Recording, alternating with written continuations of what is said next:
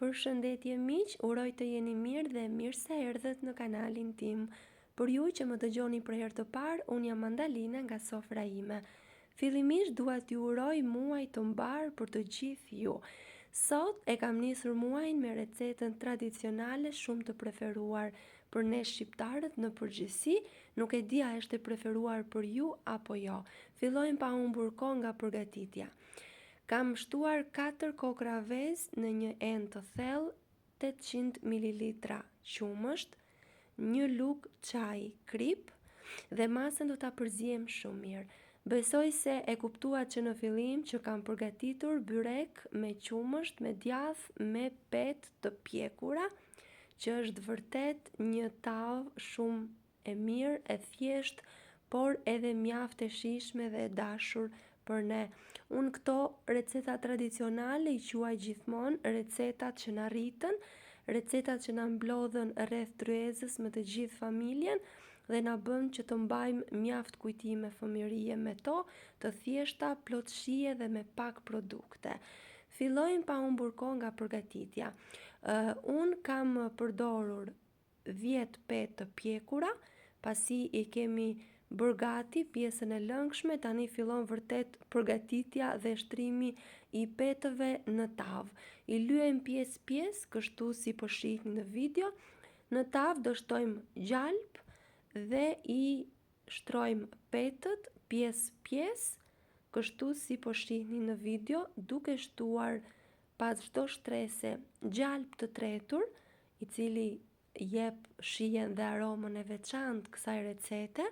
Unë kam përdorur edhe djath të thërmuar, kam përdorur 200 gram gjalp të cilën e kam tretur dhe 200 gram djath të bardh, ku kam vendosur 2 shtresa me djath të bardh, ndërsa gjalp i kam vendosur pas çdo shtrese petësh që kam vënë në tavë. Dua t'ju kujtoj se nëse jeni i ri në kanalin tim, ju ftoj t'i hidhni një sy recetave të mia dhe nëse ato ju pëlqejnë, mos harroni të bëni subscribe dhe të shtypni butonin e zilës për t'u njoftuar për çdo recetë të re të postuar.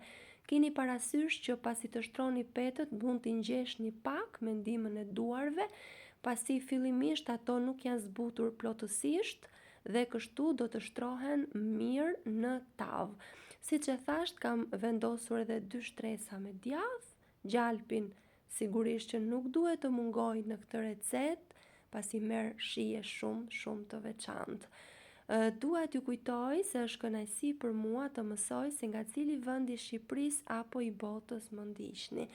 Do doja shumë ta mësoja, nëse keni dëshirë, mund të ma shkruani atë në koment.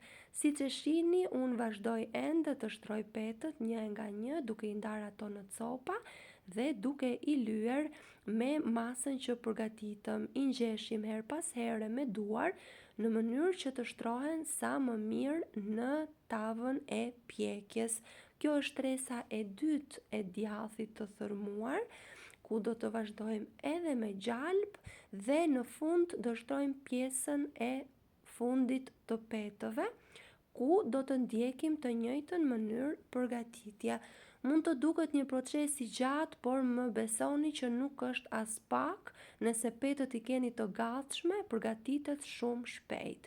Kjo është shtresa e fundit që kam vendosur dhe pasi mbarojmë petët, do ju teproj pak pjesë nga masa e lëngshme, atë do ta shtojmë në sipërfaqe. Mund t'ju teproj pak, mund t'ju teproj shumë, varet se sa përthithëse janë petët. Sigurisht edhe pjesën e gjalpit të mbetur dhe do ta pjekim në 200 gradë derisa të jetë gati.